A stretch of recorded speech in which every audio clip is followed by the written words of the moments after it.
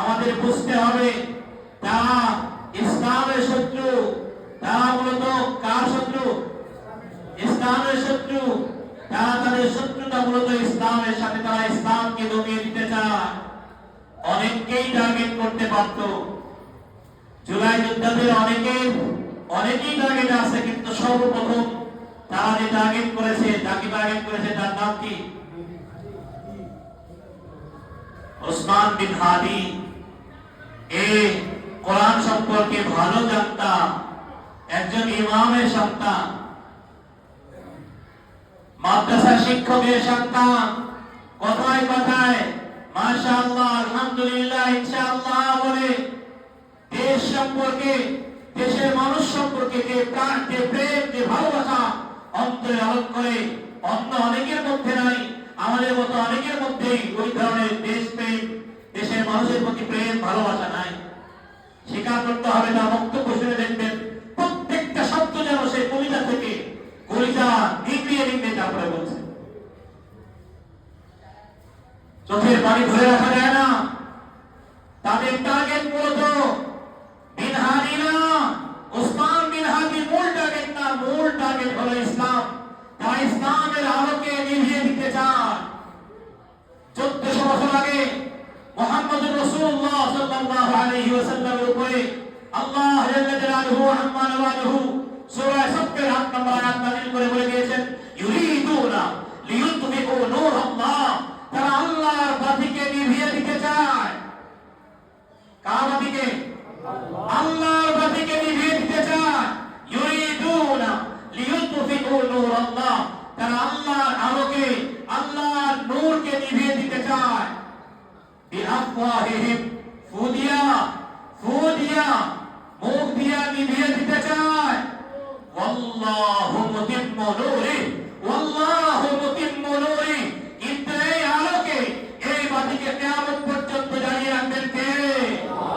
ওয়াল্লাহু মুতিম্মু নূরিহি ওয়ালাউ কারিহাল কাফিরুন।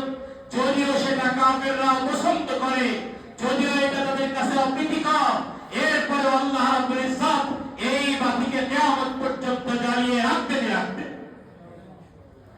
হুয়াল্লাযী আরসালা রাসূলাহু বিল হুদা ওয়া দীনিল হক লিইয়ুযহিরাহু আলা দ্বীনি কুল্লি ওয়ালাউ কারিহাল মুশরিকুন। তিনি সেই সত্তা, আল্লাযী আরসালা রাসূলাহু বিল হুদা, যিনি রাসূল পাঠিয়েছেন হিদায়াত দিয়ে, পথ নির্দেশ দিয়ে, ওয়া দীনিল হক, এবং সত্য দিন দিয়ে, সত্য ধর্ম দিয়ে। সত্য ধর্ম কি? ইসলাম। লিইয়ুযহিরাহু আলা দ্বীনি কুল্লি, অন্য সব ধর্মের উপরে বিজয়ী করার জন্য আল্লাহ রাব্বুল ইজ্জত দ্বীন ইসলাম দিয়ে, হিদায়াত দিয়ে নবী করিম সাল্লাল্লাহু আলাইহি ওয়াসাল্লামকে পাঠিয়েছেন। ওয়ালাউ কারিহাল মুশরিকুন, যদিও মুশরিকরা সেটাকে অপছন্দ করে, এরপরে আল্লাহ দ্বীনের আলো, ইসলামের আলো নিভে যাবে না, জ্বলতে থাকবে কিয়ামত পর্যন্ত। খুরশীদে দ্বীন আহমদ কা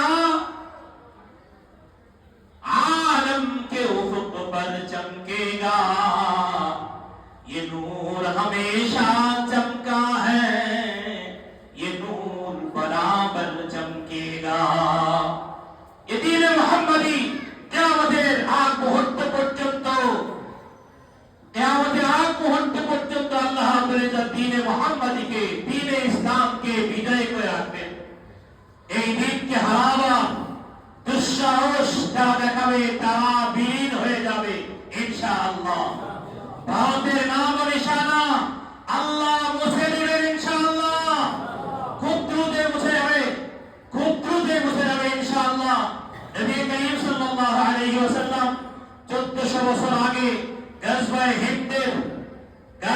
হিন্দের যে সুসংবাদ আমাদেরকে দিয়ে গেছেন, সেই গাজওয়ায়ে হিন্দের আলামত, সেই গাজওয়ায়ে হিন্দের আলামত জাহির হচ্ছে। গাজওয়ায়ে হিন্দ আর বেশি দূরে না। আমরা আন্তরিকভাবে প্রস্তুত থাকবো গাজওয়ায়ে হিন্দের জন্য। যে কোনো সময় উলামায়ে কেরামের পক্ষ থেকে, গ্রহণযোগ্য উলামায়ে কেরামের পক্ষ থেকে গাজওয়ায়ে হিন্দের ফতোয়া আসবে। আমরা জিহাদের জন্য প্রস্তুত থাকবো তো ইনশাআল্লাহ। আল্লাহ তাআলা আমাদের তৌফিক দান করেন। ওয়া আখিরু দাওয়ানা আলহামদুলিল্লাহি রাব্বিল আলামিন। যারা সুন্নাত প্রেমী